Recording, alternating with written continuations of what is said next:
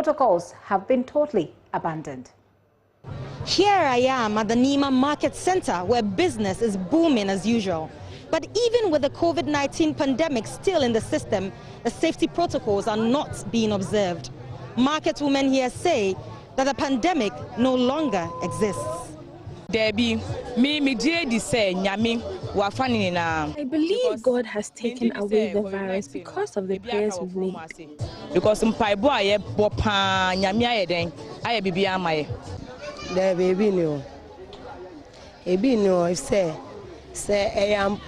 COVID-19 was truly in the system, we would have all been dead by now. I'll never get the virus. God forbid. Outside Ghana. Oh, there be me, I reject it. There's no virus. It's no longer in the system. You see, you're in 2 weeks. We were told the virus would last for 2 weeks.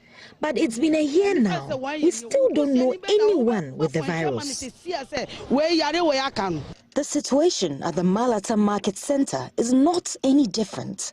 Most local traders and customers do not seem to be bothered about the rising cases. But since that last year, this incident has happened, we haven't seen any cases that arise that maybe you see that you can just point this one, say that this one gets that infected of that disease. So as for me, I'm not sure that it has been in the system. No. If it's not there, I'm not sure that maybe I can get it. We are tired of hearing about this virus. Our blood is surely thicker than the virus. Safety protocols serve to protect the individual and public from the harmful effects of the virus. Wearing the mask is one of them. Mask up.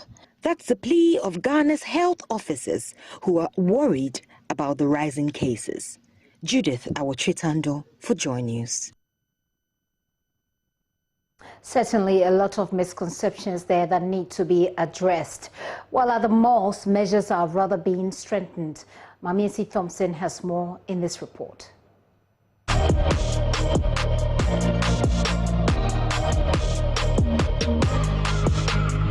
The Accra and Marina malls host hundreds of people daily, including tenants and shoppers, which makes adhering to the protocols even more crucial now that COVID-19 cases are surging. When you just enter, you put your hand in that sanitizer machine, the sanitizer comes out, you sanitize your hand.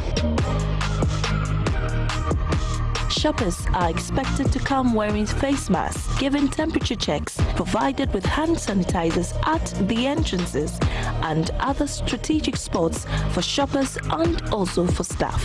Okay, I think it's been the same since 2020, and for someone who has been using this place since last year, I come here, I know that the first thing I have to do is use their sanitizer, and they always make sure that it's available, and every shop in the store has somebody to give you the sanitizer. So far so good. So far so good. You know, they make sure that you wear your mask, which is very good. But I wish that they also take the temperature more. Well, I think they've got sanitizers in place, so that's cool. And pretty much it's like, I think pretty much everyone is aware of it right now, and we're all like basically adapting and trying to make it into our new way of life. And I think we're doing pretty fine. Marketing manager at Accra Mall, Anthony Asamoah, says that protection and well-being of shoppers are a top priority at all times. The number of people coming without nose masks were a few, but right now it looks like the people who are coming are a lot without nose masks, and we have made it like a compulsory initiative. Without the nose mask, you cannot enter the Accra Mall. And we don't do this with any malice. We do it because we care about everybody. We want everybody to be safe, everybody to be comfortable in Accra Mall.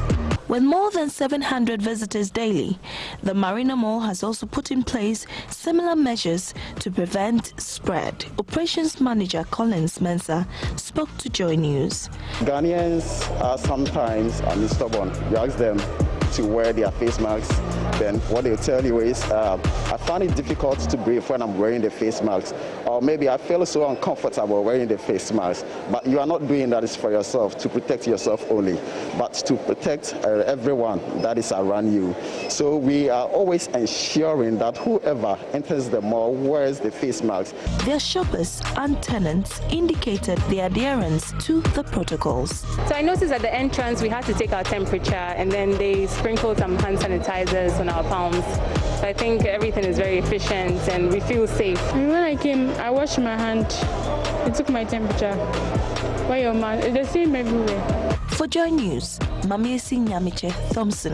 Well, gives you an idea what's happening here in the capital. Let me take you to the Western region now, where Inathalia Kwanzaa reports that the Regional Health Directorate is expressing worry over the upsurge in active COVID-19 cases there. Deputy Regional Director in charge of Clinical Care and Services, Dr. Emmanuel Chu Dodo, attributes the upsurge in the cases to post-election jubilations, demonstrations, as well as the celebration of Christmas and New Year. Ina is joining us live with more. Hello, Ina. What more have you gathered? Hello, Gifty. Yes, so for the past 1 week, I have personally been making observation at the various market centers in the Western region, especially let's talk about the Takoradi Market Circle, which became an enviable place for the whole region last year, for instance.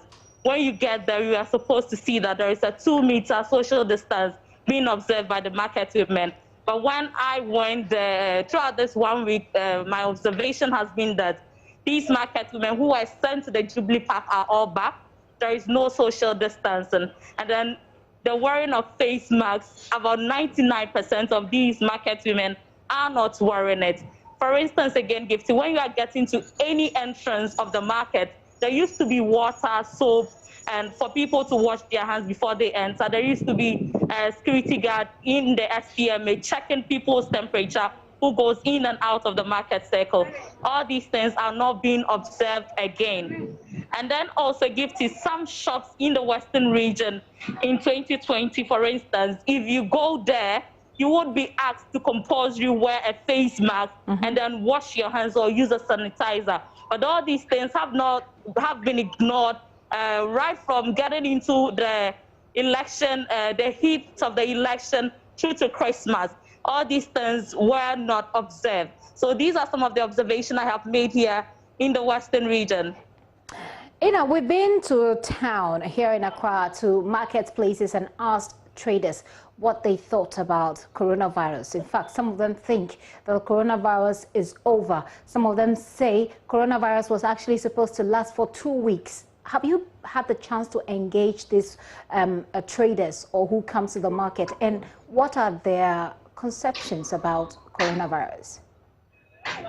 Well, Gifty, it's true. Some of them had raised concerns that during the election, the people who came together, they did all sorts of things, and there was no announcement of hiking coronavirus. They think all this coronavirus pandemic is fake. It's something that they are just doing, especially in the market. The traders think is the means to stop them from trading. And some people believe that indeed corona is not in the country as being speculated, even though that the regional administration is very worried. People in the region, people I have spoken to, think that is not really the case. In the intro that I read earlier, we noticed that the region authorities seem to be worried, especially health authorities seem to be worried. But what are they doing about it? Gifty, if you would all recall, last year there was strict adherence in the region. Yeah. Wherever you go, you see security authority. Even they would be checking cars and all that's going, checking if people are in their nose masks. But Gifty, I can say on authority that for now, there is nothing being done. Everybody goes about his or her own duty without any checks. They pick their cars, even though they are supposed to take the normal seats and all that. There is nothing like checking of nose masks, whether people are in their nose masks.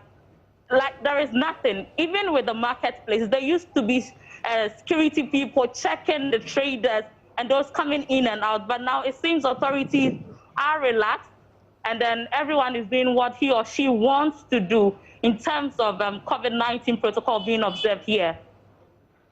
Well, Ina, we'll see how it goes. Certainly, there are figures to show that the cases are rising. I mean, the last time the cases rose, there were specific areas given, especially the mining areas, Takwa, etc. What is the story this time around before we move on to Tamale, Ina? Well, Gifty, the story is the same when you go to Takwa, Prestia, Bogo. So everyone is ignoring the protocols. I think now that probably JoyNews, we are on it, maybe authorities would have to sit down and then enforce the law, because I can see on authority that Gifty, there is nothing being done. Everyone is going about it on normal duty, no enforcement. Ina, thank you very much. Ina Thalia Kwanzaa is our Western Regional correspondent, moving around and observing what people are doing as far as COVID-19 compliance or COVID-19 protocols are concerned. I'm moving away from the Western region. We're going to Tamale right now, which is the Northern Regional capital. Residents there continue to flaunt the COVID-19 protocols of they're flouting the rules, I should say.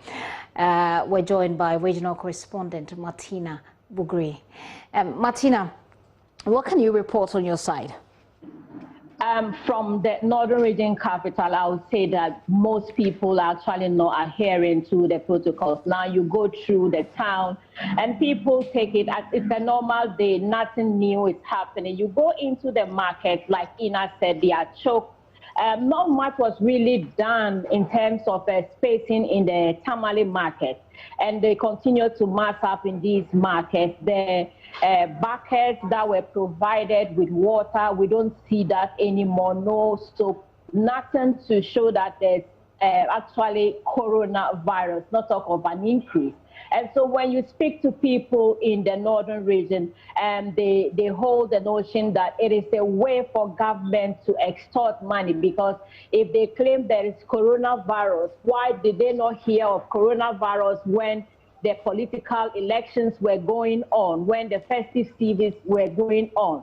And now that everything is happened and they've ushered in a new government, suddenly they are talking of coronavirus. And so they think that it's a hoax, it's a way to extort money because they believe people contribute in these funds. They think that it's a way to siphon money by government. Now in the Northern region, I'm told that the TTH recorded a corona death, I think 2 days ago.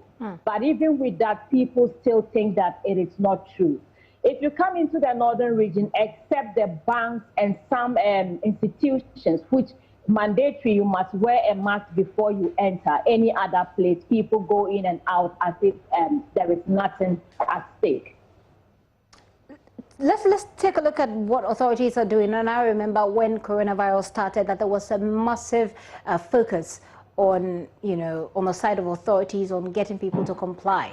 It looks like all that died down.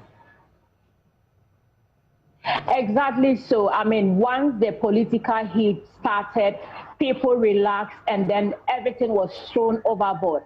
And so I must say that when you come into the region and when you go into institutions that really were very strict, when you go, you need a mask, you need to sanitize yourself, you need to wash your hands before you go through these institutions. Most of them are not actually enforcing these things again. And so you just walk into institutions and out and nobody's checking what. Now, the residents from your reports, Martina, feel that the authorities actually are looking to extort or, take money from them with coronavirus compliance. And that's pretty funny. But what are authorities themselves doing about this? I mean, the regional health authorities, for example. Yes, we tried to speak to the regional health directorate, and he directed us to speak to the public health director, but he was not available. And so we are unable to tell exactly what the region is doing now, but I'm sure that subsequent days we should be able to get an update on what Northern region is doing to combat this issue. Certainly so. And today that we're going across the country, hopefully we're able to paint a picture of what the real problem is for authorities so that they can act. Martina Bugri there, she's our Northern Regional correspondent. To move away from the Northern region, let's head to the Northeast. Ilyasu Tanko is our correspondent there. Ilyasu, I can bet that the story is not different in your area. Yes, exactly, Gifty. That's exactly the picture here, or the scenario here in the Northeast region. Really, this particular region, there have not been any serious compliance since the emergence of coronavirus.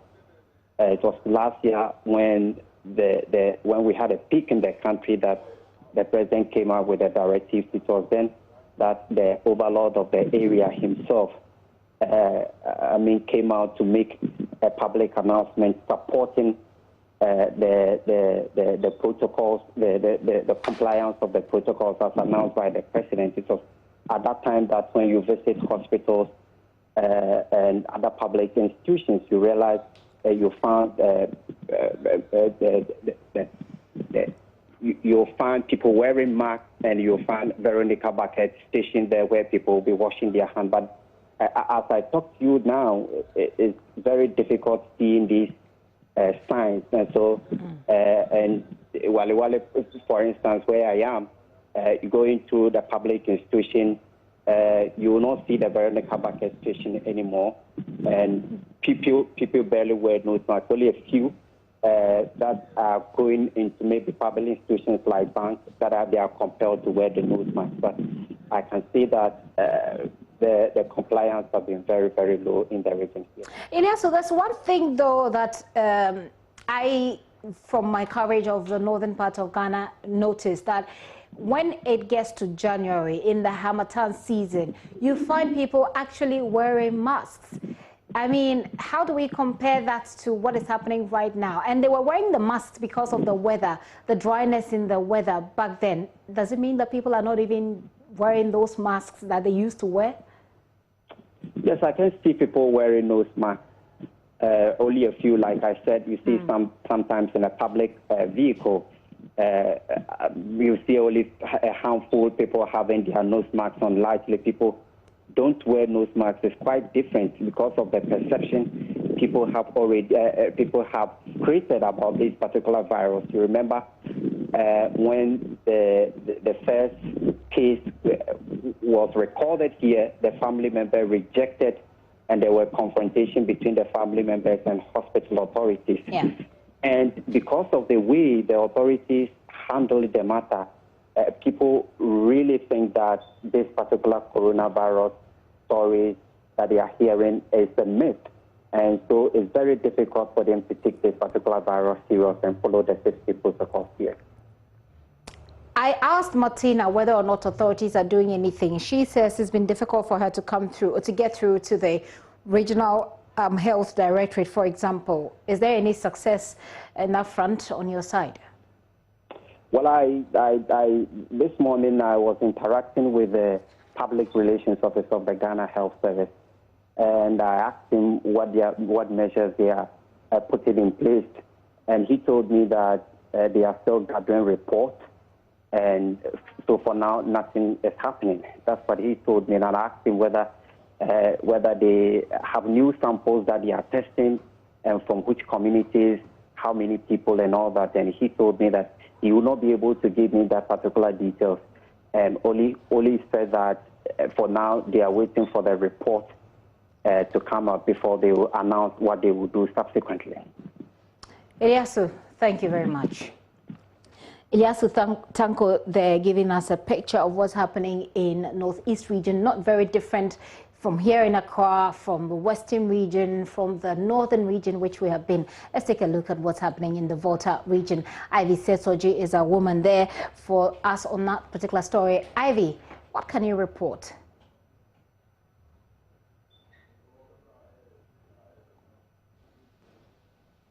Hello? Ivy, I do hear you. Well, what can you report as far as COVID-19 protocol, safety protocol compliance in your region? Well, I can say that not a lot of people are adhering to the protocols these days. You see people passing by but are not washing their hands, and a lot of people are not using the face mask. You go to the market, you go to public places. You see a lot of workers not wearing the nose mask. Just a few of them. Today we were at the Municipal Health Directorate, that's the Go Central, where the MP for the area, Benjamin Kodo, said he wanted to distribute some face masks, about 10,000, to encourage them to wear the face masks and then to send to students.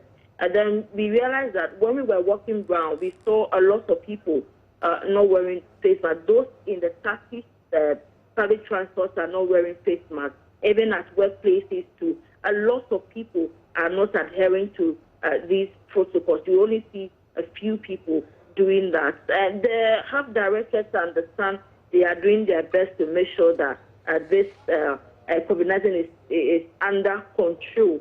But as to what exactly is happening, we can't tell for now. They are unable to tell me what they are doing, but we are told they are on it and making sure that everything goes on well. With the students going back to school, the health directors said they are also, the education directors said they are also doing their best to make sure that the environment is safe for children to go back to school on Monday.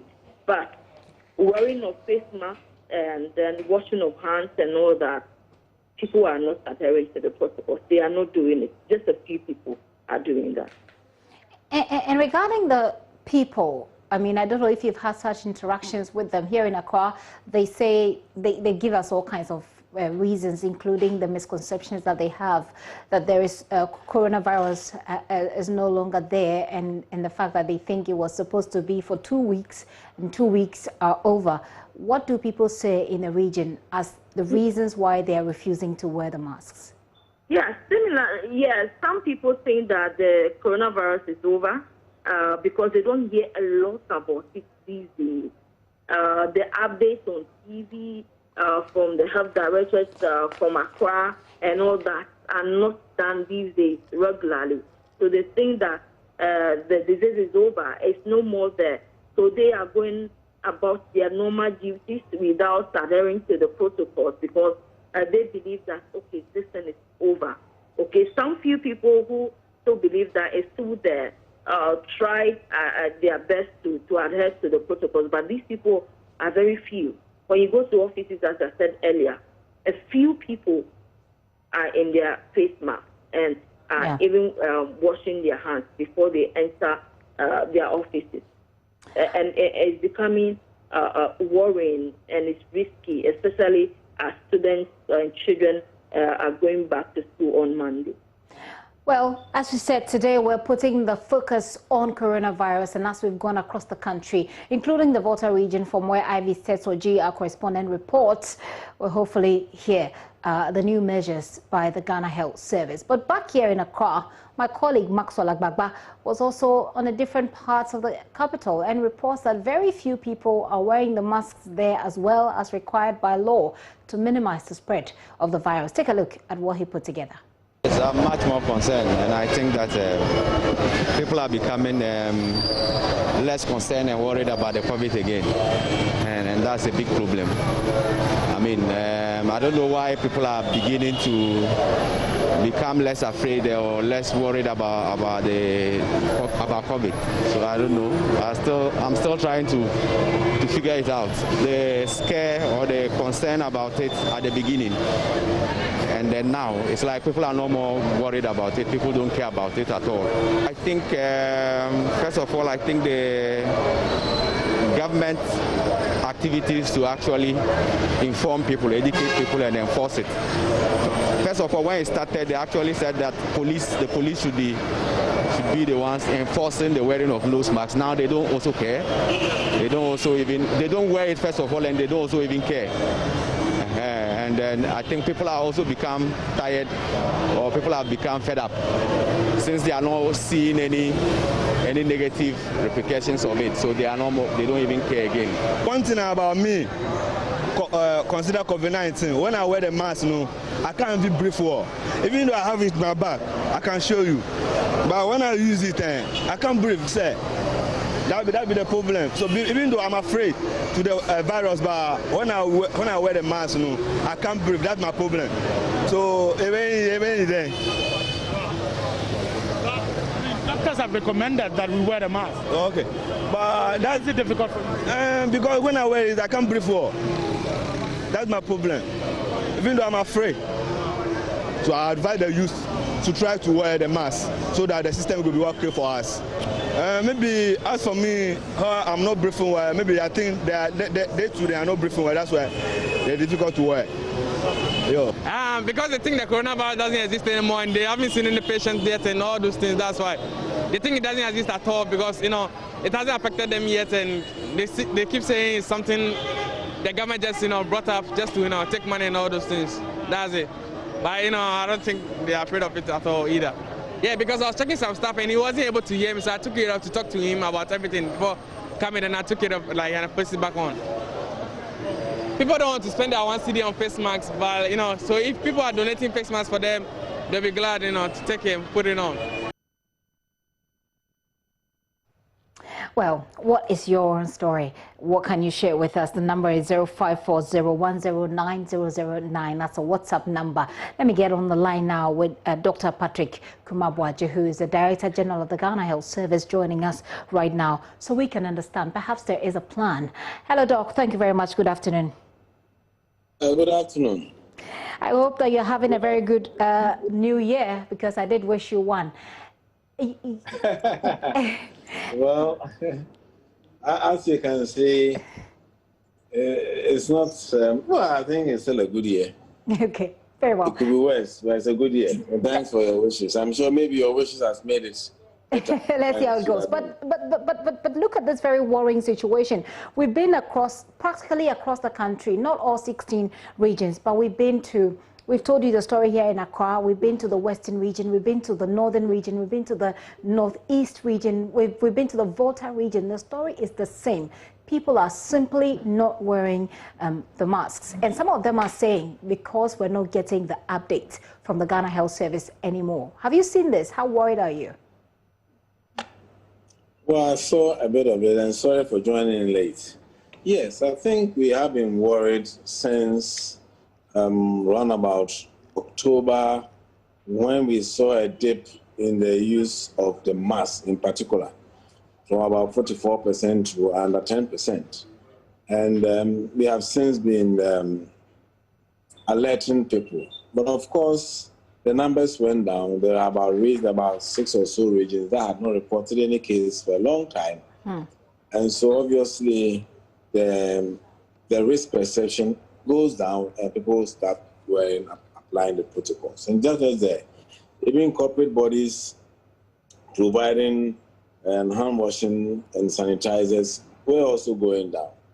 And so, but prior to Christmas, we had created an alert during the election to ensure that people abide by the protocol, because we always have events that are very, very prone to promoting the spread. Christmas was another big one. We did about 2-3 updates to people to show them that prior to Christmas, there's going to be increased commercial activity, there's going to be crowding, there are going to be parties, etc., concerts on Christmas, and that people should protect themselves and wear their mask and abide the protocol. That did not seem to have worked so much. So what we are experiencing now is a repercussion from the Christmas and the New Year celebrations. That is why we are having these increases. And from the political activities, the massive political activities. You see, this disease has a very, very peculiar cycle. Within 2 weeks, you see it. So if you don't see anything within 14 days, or let's say even 3 weeks, you cannot go back and say it was the politics. During all the political activities across the country, you see, theoretically, it's very easy for you to say, because there's a lot of mass gathering, you will get cases. But that's what the health service tells us, which is why you banned, gatherings of certain numbers. So we obviously will be kidding ourselves if we pretend as if the political activities did not add anything to the numbers we're seeing, won't we, Doc? Well, we don't have the evidence to show that, because we also know that the gathering indoors is another matter.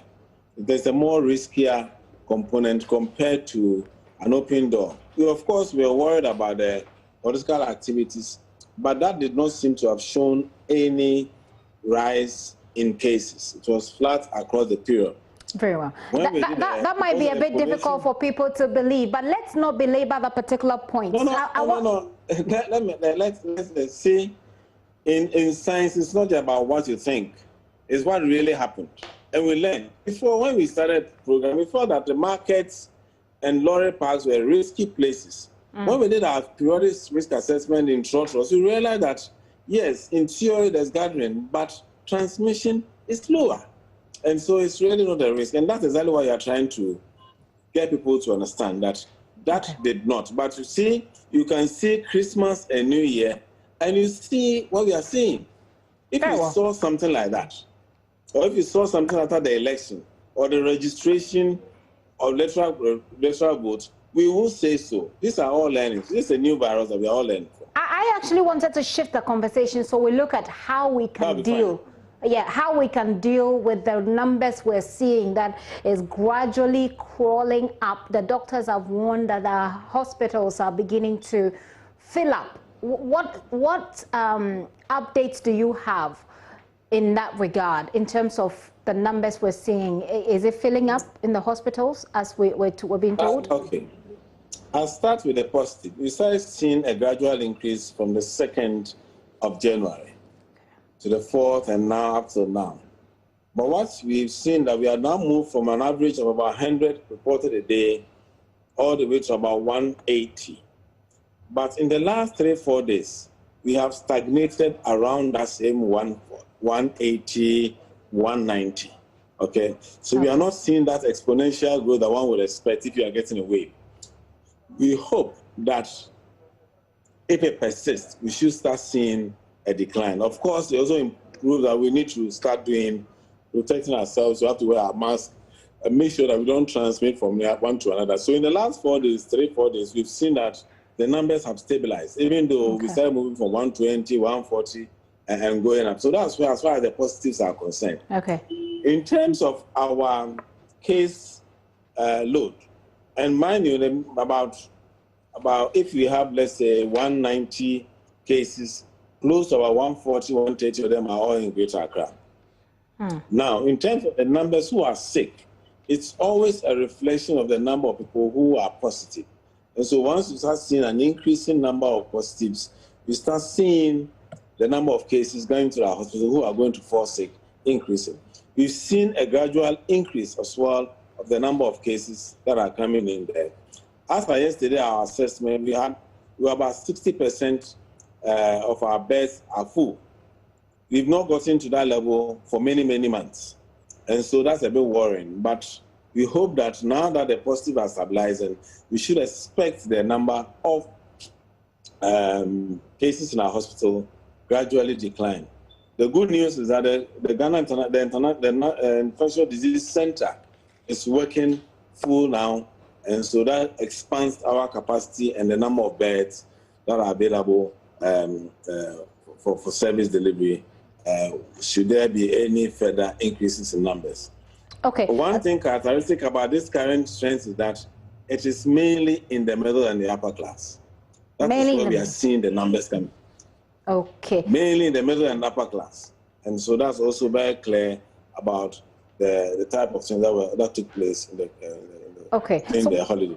What does is that this gives a little bit of confidence that the service, the Ghana Health Service, which you head, is on top of the issue, so we know the trend. I want us to talk a bit more about the plan you've put in place to deal with this, but just a little bit of clarity here, Doc.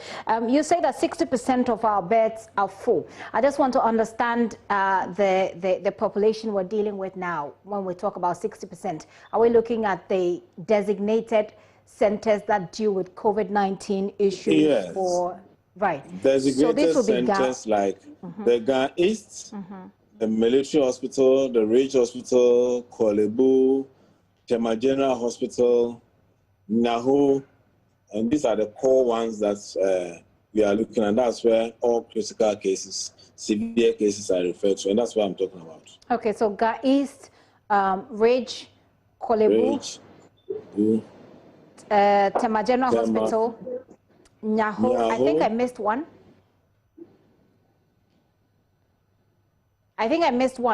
Police hospital as well. Military hospital. The military hospital. Military and 37 military hospital. The military and police hospital. Did you leave out UGMC? Yes, UGMC is doing supporting in a very small way. So we have a small critical area that we have in collaboration with Kolebu. They are managing a few cases there.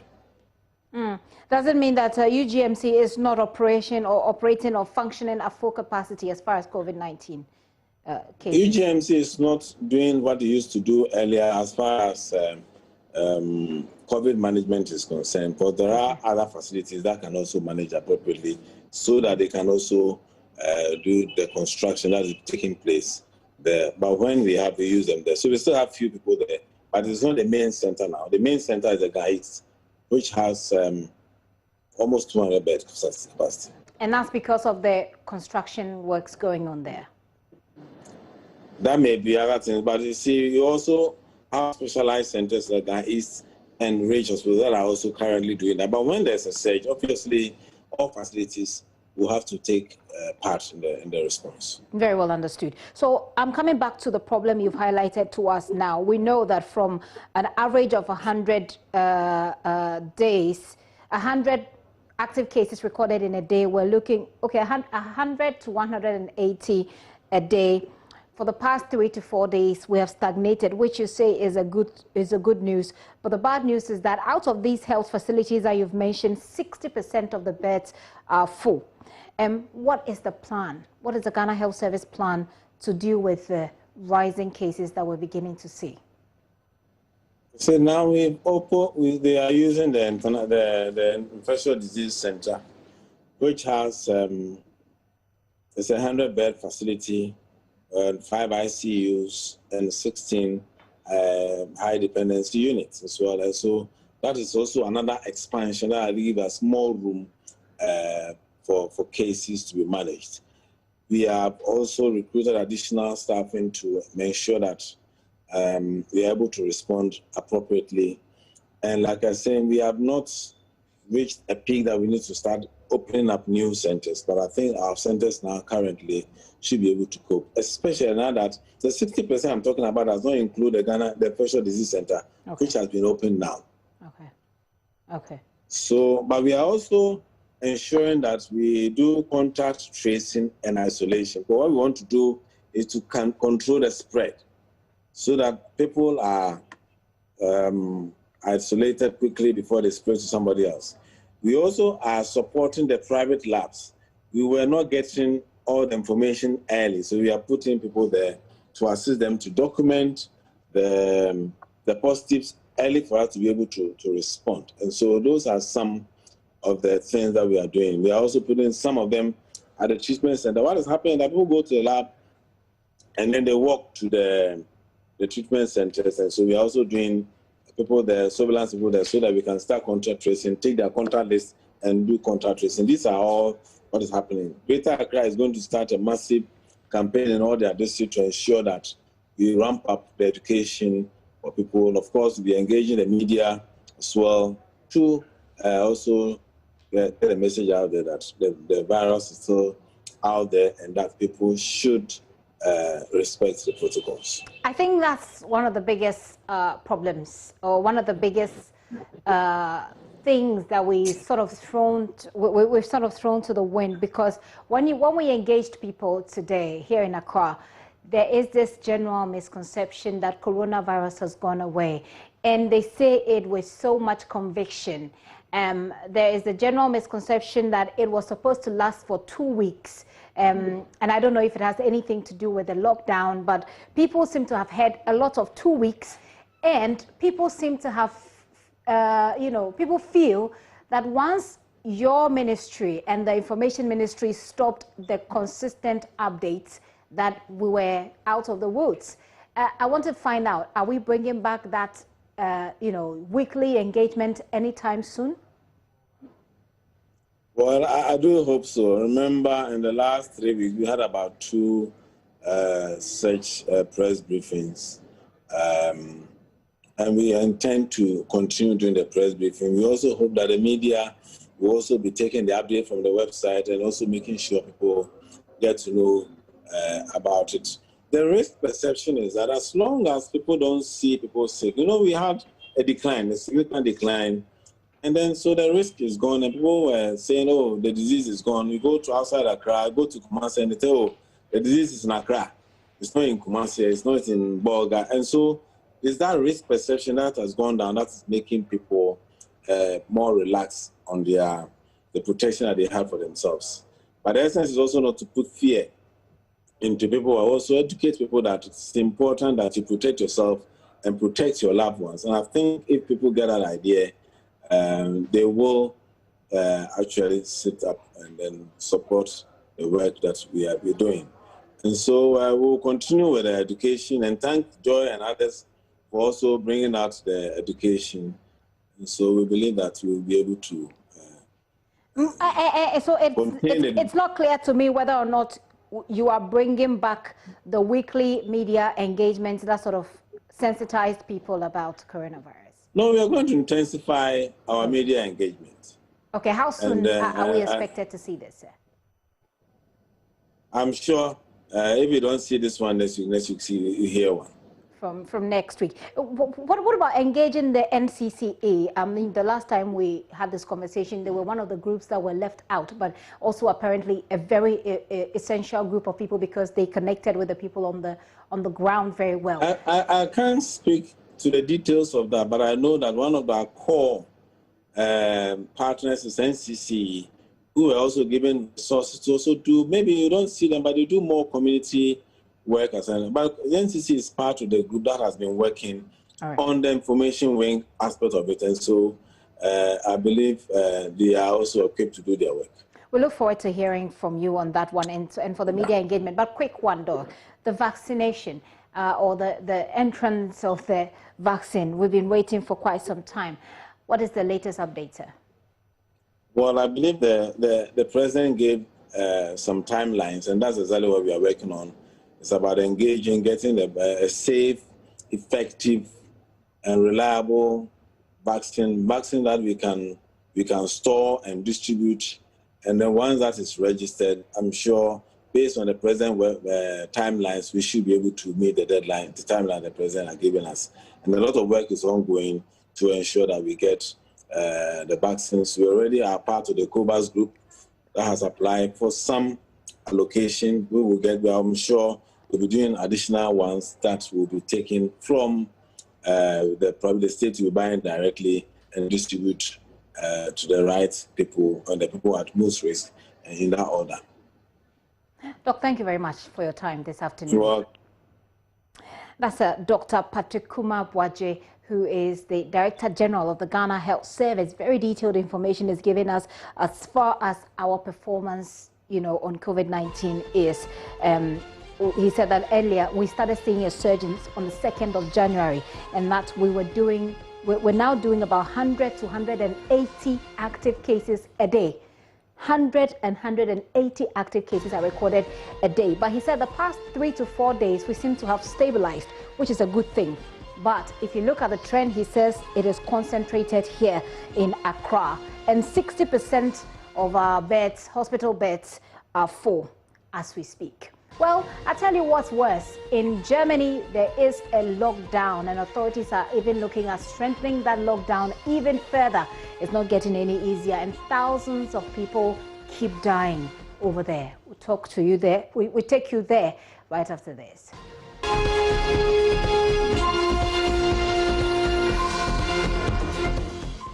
Well, this week on The Pulse, we are focusing largely on the rising number of COVID-19 infections in the country. But in our crossover to Germany, we'll tell you how, despite the lockdown measures there, the country still registers a worryingly high number of deaths, and hospitals are reaching their limits in terms of capacity. Our doctors here in Ghana have told us that our own hospitals are gradually filling up. Emmanuel Chase is correspondent with our partners DW. She's joining me all the way from Berlin in Germany with details of their own situation. Emmanuel, it's good to have you here in Ghana. We have a little over 1,200 active cases. First of all, give us the figures over there in Germany. Well, the figures are still not good. In fact, just for today, we've recorded 19,000 new infections and over 1,000 deaths for a single day. And Chancellor Angela Merkel warned that Germany will go through 8 to 10 very tough weeks. In fact, the daily death toll is around 1,000 and has been for more than a week now. The daily number of infections is still way too high. And in fact, the nationwide 7 days incidence rate is 3 times higher than what is already considered a critical threshold of 50 cases per 100,000 inhabitants. There's additional measures that were introduced this week in districts where the incidence rate is superior to 200 cases per 100,000 inhabitants. There's a movement restriction introduced within a 15 kilometers radius, and only necessary travel allowed in those districts. Also, some curfews have been introduced, and it's quite telling that some of the minister presidents of the German regions are now admitting that they should have listened more carefully to what Angela Merkel and scientists had warned against. They say that tougher measures were necessary to try and curb the infections. Well, Germany used to be one of the countries that was noted for really managing the pandemic very well. But it seems that there are still widespread infections leading to the renewed lockdown and the strict measures that you talk about. Is the current lockdown likely to be reconducted? It's likely to be reconducted, and it's likely that we'll also see stricter measures being put in place. For example, in Bavaria, Markus Söder, the minister-president, said that from next week onwards, there would be a mandatory FFP2 mask wearing in public transport. Up until now, it was only mandatory mask wearing, but now he wants to toughen that measure. There's also a wider debate here in Germany where it is advised to work from home, but it's only a recommendation, and there's it's not in any way compulsory, so it's pretty much at the discretion of each company. Schools are already closed until the end of the month, and that is likely to be reconducted, and this 15 kilometers radius for movement when it comes to travel could be generalized if the figures are still worryingly high. The businesses are already closed, so they're likely to remain closed for the weeks to come.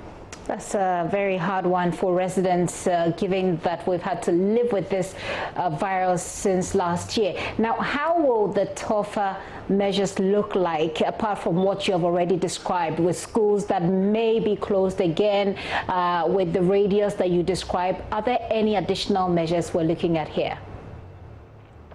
Well, those are the measures I mentioned. For example, compulsory FFP2 mask wearing to try and prevent the spread of the virus. The goal here is to limit the contact as well, so we can see this radius I was talking about, the 15 kilometers radius, being extended to more districts. In fact, the population is really asked to stay at home as much as possible. We might see more of that in the coming weeks. Well, stay at home doesn't seem to have worked very well over here in Ghana, but I'm sure that it probably will, looking at especially the numbers of people who are dying. But let's end with the state of affairs regarding the vaccine. What has happened? Well, the government drew some critics for its rollout of the vaccine. It looked very promising at the beginning, with over 400 vaccination centers set up all over the country. Here in Berlin, for example, 2 former airports are being used as vaccination centers. There's another center which has a capacity of vaccinating up to 5,000 people a day. Yet nationwide, there's a daily vaccination plateau of around 50,000, and that's far from the initial objectives here in Germany, with a population of 80 million people. And Health Minister Jens Spahn has warned that January and the first weeks of vaccination that we're in at the moment would be challenging before picking up, but this is taking too much time for some critics of the government. Now, the government is trying to ramp up vaccination production with a new production site of the BioNTech vaccine being set up and which should be operational by March. And the Moderna vaccine will also be distributed starting next week. Now, among the population, 1/5 of Germans are skeptical about the vaccine and would refuse to take it, but over 60% of the population is willing to get vaccinated when they will have the possibility. Which is, of course, a good start, and hopefully once they start and they see the benefits, a lot more people probably migrate to that level. Emmanuel, I'll say a very big thanks to you for that update, and we hope that things get better on both sides of a world, your side and our side. Emmanuel Chase is correspondent with our partners TW. She's joining us all the way from Berlin in Germany with the situation there. You're still watching The Pulse with me, Gifty, and up here.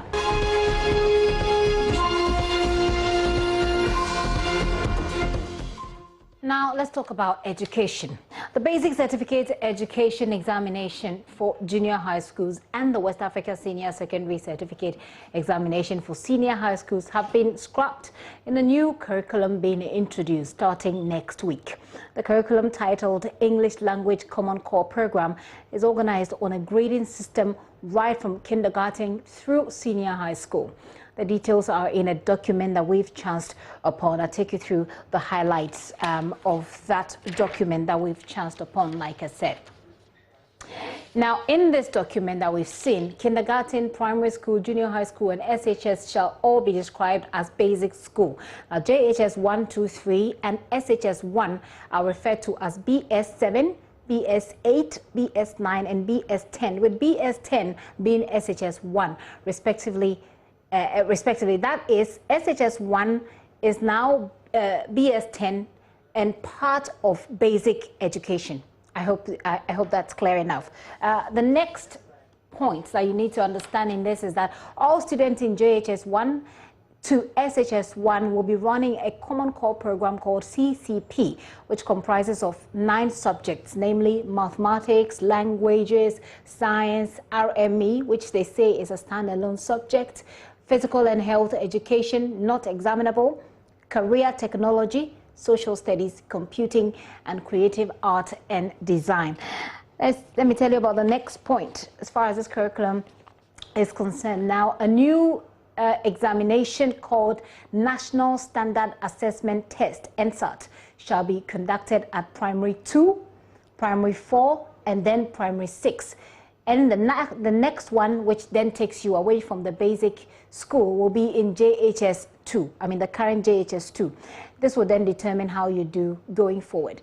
Now, the BSc shall be then replaced by a placement exams, which we've just told you about, at JHS 3, that will enroll the student into SHS 1, which is B10, I beg your pardon, that's BS10. Well, the fifth point that you need to note is that student in SHS 1 will continue to run the Common Core program for 1 year. Therefore, student into SHS 1 shall not select science, business, or arts programs.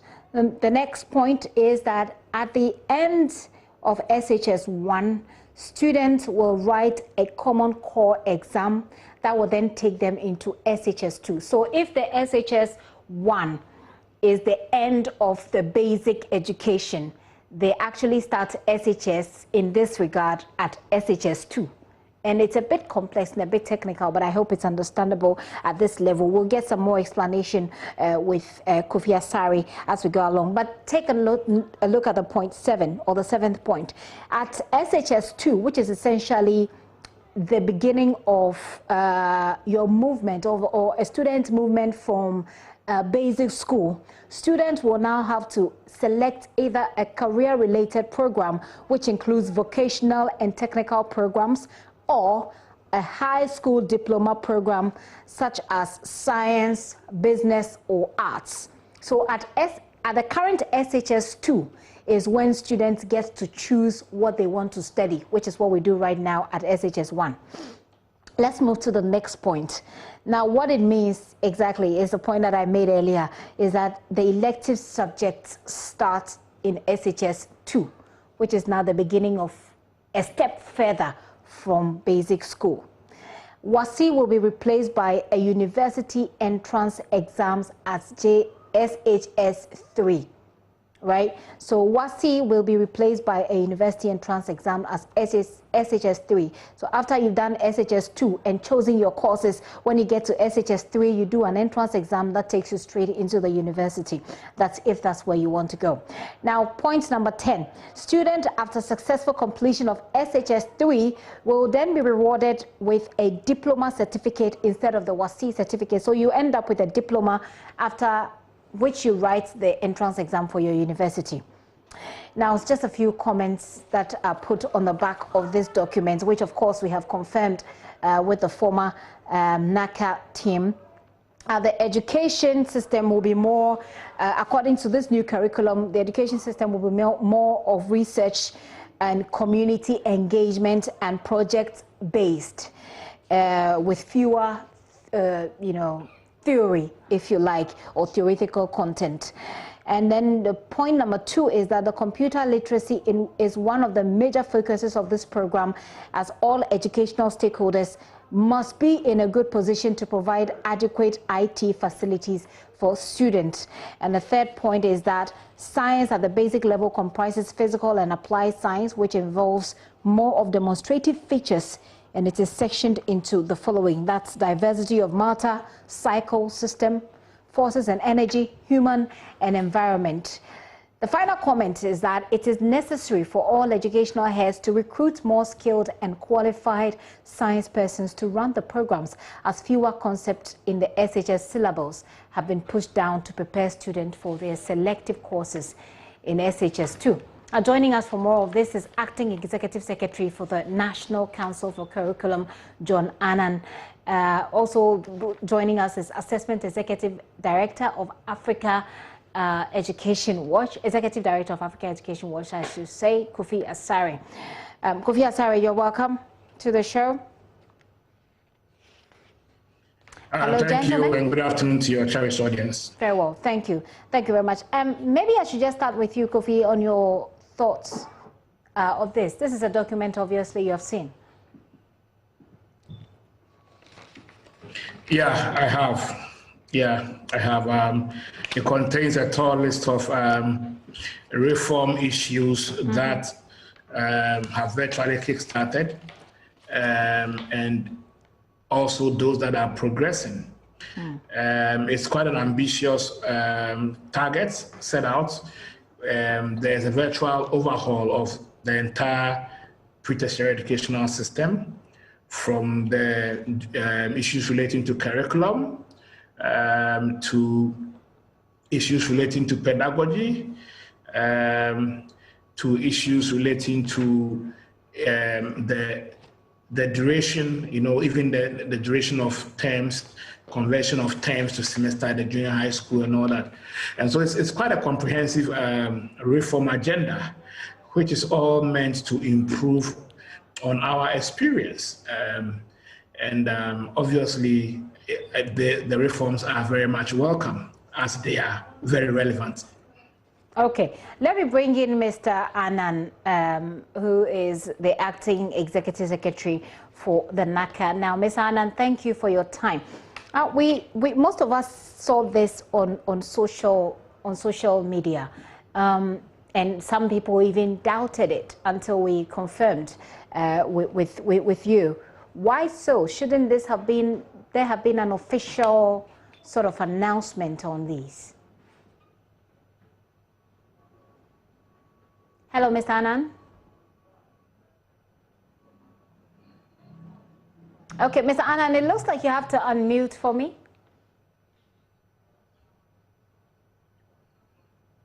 Okay, I'm having a bit of an issue there with Mr. Annan, and who is representing the NACA for us in this particular conversation. But you know what? I want to hear from you. The number is 0540109009. We'll have to do this quickly before we move on from this conversation. So, Mr. Sari, let me maintain the discussion with you. You are saying that this is a pretty comprehensive restructuring, and I agree with that. Are there any specific concerns that you have that you can point us to so we can discuss it and get some responses from the NACA? Yeah, there are several concerns that we have. The reform started 2 years ago, and from the front of the curriculum, we had the curriculum for primary schools approved over a year ago.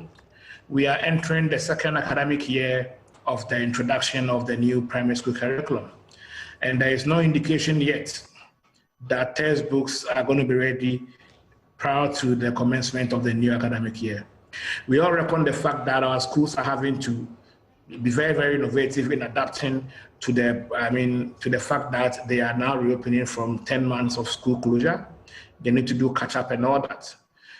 In the absence of textbooks in schools would not facilitate the efficiency that we want to see teaching and learning, travel, if we really want to do any effective catching up in view of the learning loss that was occasioned by the closure of schools. And so we want to find out when textbooks are going to be ready, at least for the primary schools. Also, it seems we are not learning from our past, because we are starting the junior high school curriculum in the new academic year, and once again we are starting it without textbooks. Is it the culture that you can only introduce textbooks 1 year or more after the introduction of new curriculum? If that's the case, then that culture obviously is not consistent with the practice globally. We need to depart from the previous days of virtually making mistakes a new lifestyle, and move into realms that are consistent with the world order. Curriculum must be ready with textbooks so that teachers don't have to improvise to teach when new curricula are rolled out during various educational reforms on the continent.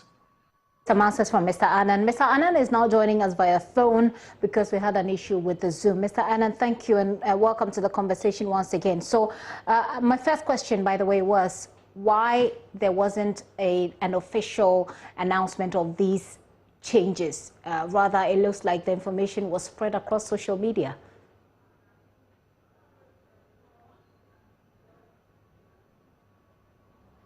Hello, Mr. Annan, are you there? Can you hear me?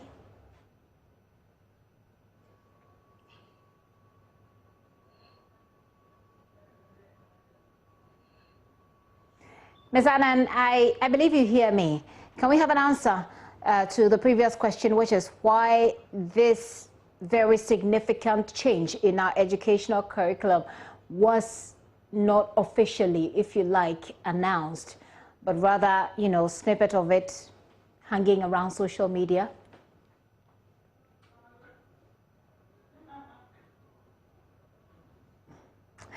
Okay. Well, Mr. Asari, it doesn't look like we're going to get the answers anytime soon. I'm not quite sure. We raised him back on the phone, which and I believed he could hear us, but hopefully we can reconnect and get some answers. You raised the issue about textbooks, but this looks very much like a comprehensively new program that seems to refocus the energies of our young people and to actually direct them more specifically to their future aspirations. That surely should sound good to us, doesn't it?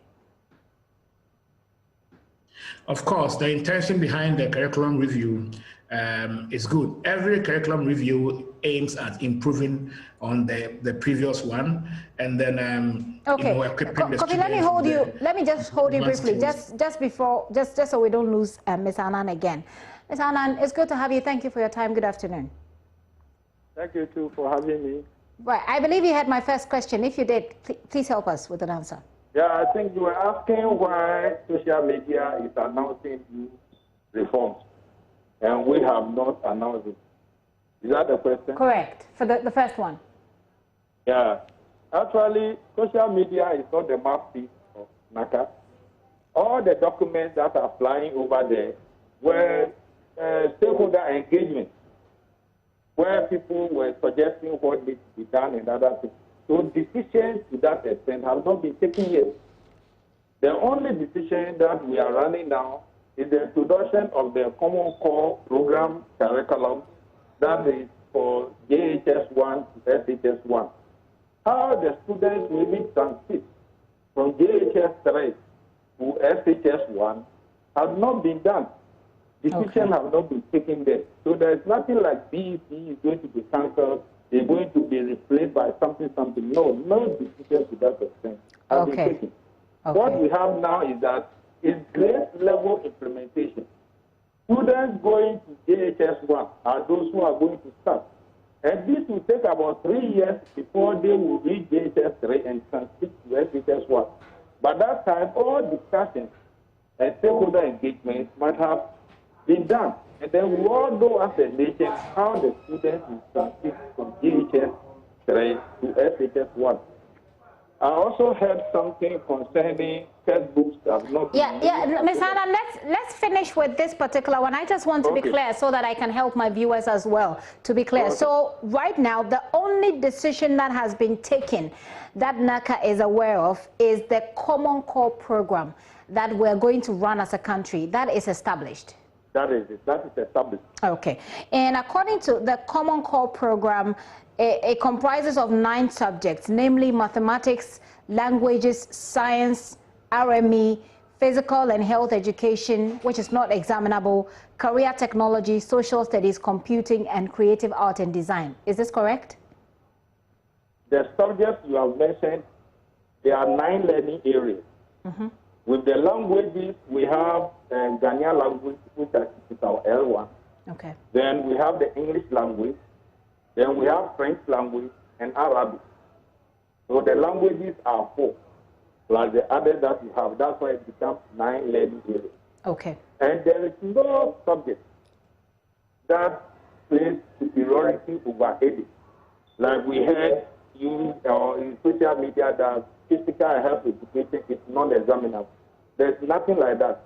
It is Common Core Program. All subjects are considered as equal, because every child of school-going age at the JHS level needs all these subjects to be able to be predisposed for the career and academic pathways for SHS2 and SHS3. So we don't downplay any of the subjects. That's all right. Nothing like some subjects are non-examinable. Okay. They are all equal. Okay, I understand that. I just wanted to establish a few things so that we can carry the discussion on from there. So what we know for sure is that we are starting a Common Core Program. Is there also the introduction of the National Standard Assessment Test, which we're told is replacing BEC? No, National Standard Assessment Test is not replacing anything.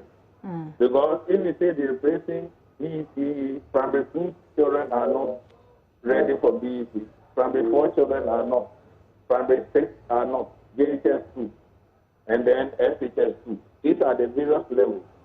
We know we have 5 stages of our education.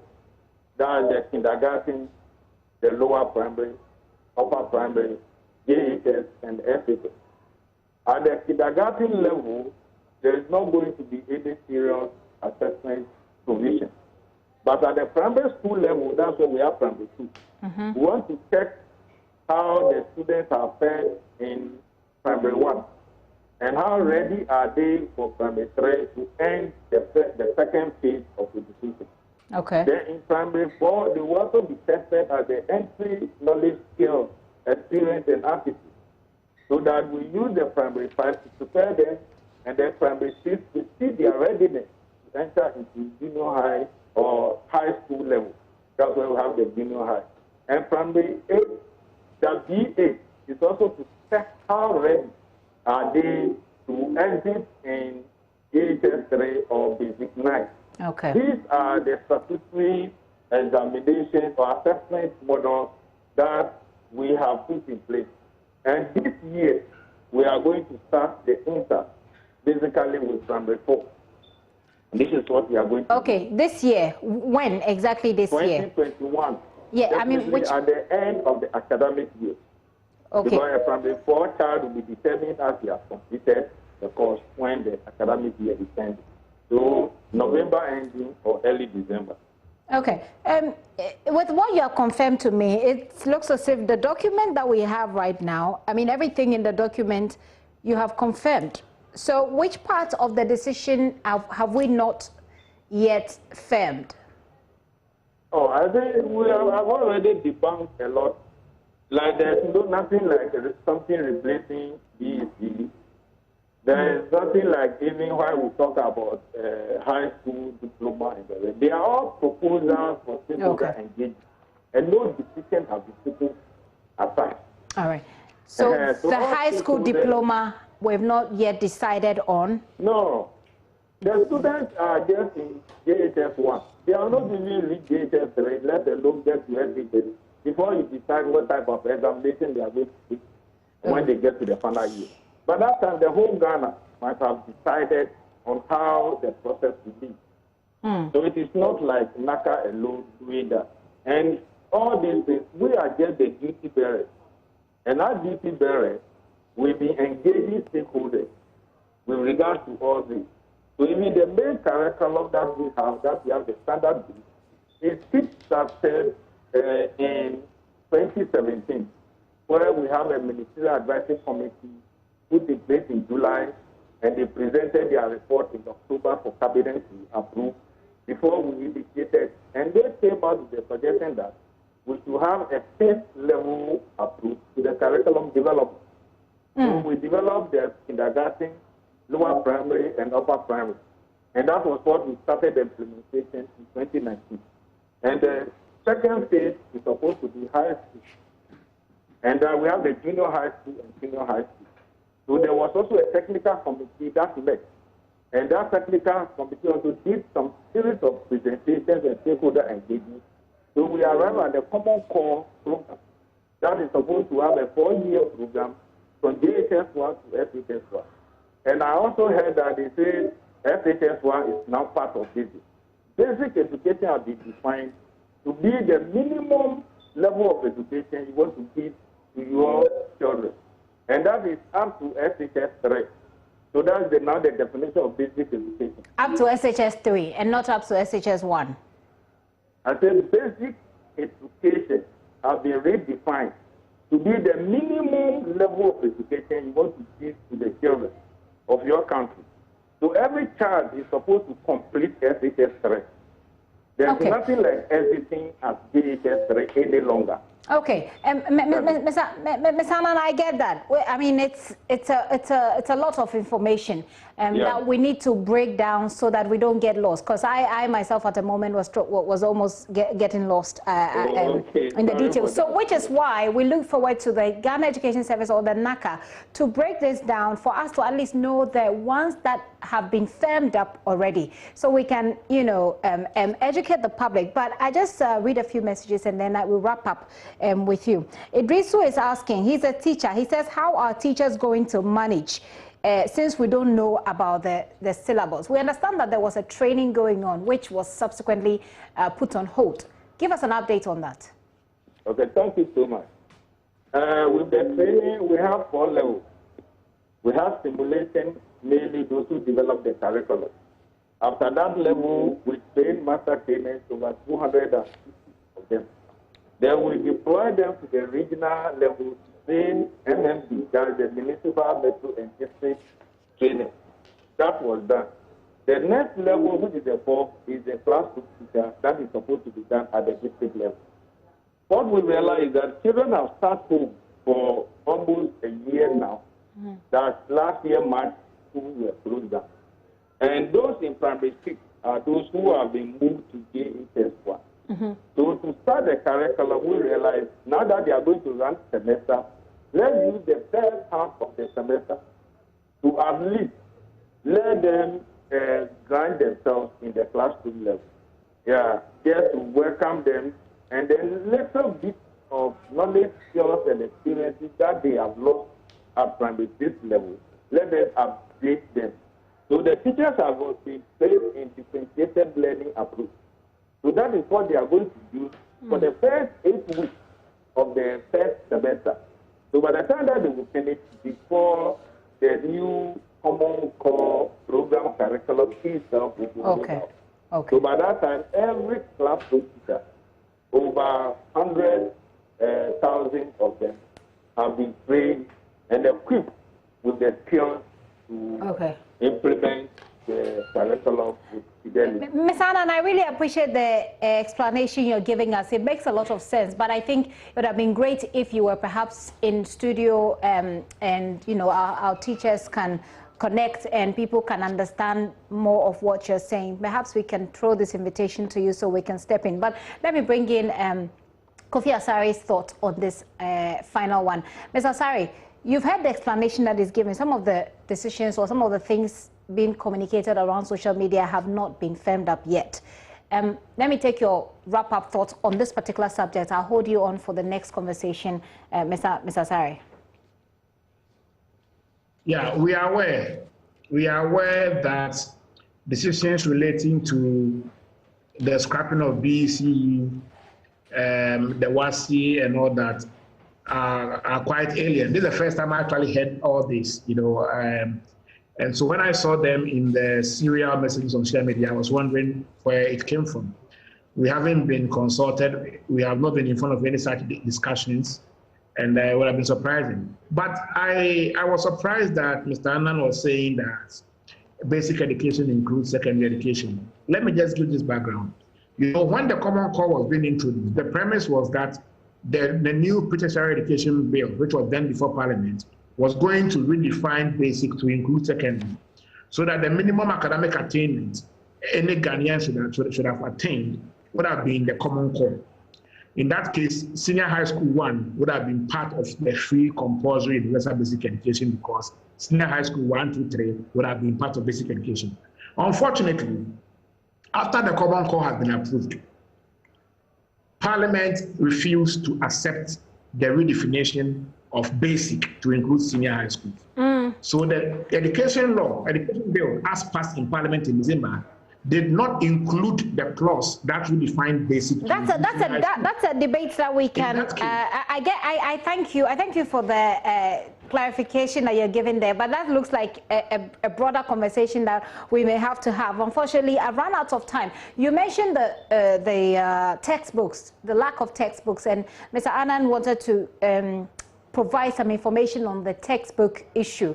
So hold on, Ms. Asari. I want to discuss the CSO's operation in the education sector with you. But Ms. Annan, if you are still there, you wanted to talk to us about the textbook availability for the start of the classes. Actually, we are now operating a textbook policy in Ghana. So government no longer has business publishing books. It is solely the responsibility of private publishing. Okay. And they are supposed to do that. Okay. Currently, with the primary school, we have received 1,830 books, out of which 956 have been assessed and approved, and they are currently on the market there for sale. Then when we come to the JHS curriculum, because we had that experience at the primary school level, and as we were developing the curriculum, we came out with the Learners Resource Pack and Teachers Resource Pack, which is part of the curriculum, so that the teachers and then the learners will have this particular one, and they will use for basic service. As we await publishers to write their book, go through the process of assessment. And we know by the end of year 1, some books might have passed through the system and approved, and then we'll be ready for DHS and DHS. Mr. Annan, this is certainly a conversation that we can continue tomorrow if you have the chance. I would love for us to continue with this tomorrow, so we give more people, give people more information. Thank you very much for your time. John Annan is the Acting Executive Secretary of the National Council for Curriculum Assessment, NACA. I have Ms. Asari still stay with me. I'll take your very brief comment on this. Now, the Ghana Education Service is under pressure to back down on a new proposal to have which has been described as an attempt to control civil society organizations, keeping them in check. The GES wants the CEOs, including Imani Africa, Ghana TVET Coalition, over 30 members of Northern Network for Education Development and the Center for Democratic Development, CDD, to pass on their programs and activities to the service for approval before they execute. Kofi Asari, who is a member of the CSOs kicking against the policy, is on the Zoom with us. Kofi, I've run out of time, but I'm sure you can make it brief for me, your thoughts on this one. Okay. Have we lost him? Okay, it looks like he didn't quite get the memo. I was trying to communicate for him to hang on and give us the thoughts on this particular information. But look, this is still a developing story that we can talk about. I'll take you to Parliament and tell you what is happening there. Well, the leadership, the decision as to who controls Parliament has hit a snag. We'll take a very short break. When we return, we'll give you the details. To stay with us.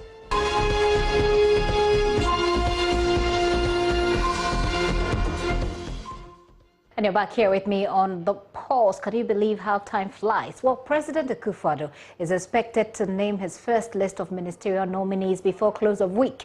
By January 13, 2017, Mr. Akufo-Addo had already made his initial appointment, including key staffers at the presidency. The situation is different this year, as he has yet to make any appointments nearly a week since he took his oath of office for his final term as president. Well, the Joy Super Morning Show this morning assessed the performance of some of the individuals who served in the last 4 years and explain whether or not they deserved another appointment. Presidential Affairs correspondent Elton Brobe joins me with more on these appointments, because we understand it is at the advanced stage with letters dispatched to some of the appointees already. Hello, Elton. What do we know at this stage? So, Gifty, just like you yourself said, all of us are waiting for that final letter that should come from the office of the president. And then we can all go to town with the names and say that this is the final and the most authentic list. So whatever we do now can best be described as speculating around the names that we have been told have been confirmed, approved, and waiting to be submitted to for the cabinet ministers to Parliament for referral to the Appointments Committee, and then they can start work on their vetting. But at the Jubilee House, for example, we are expecting the first set of appointments to come, and these are appointments that does not require parliamentary approval.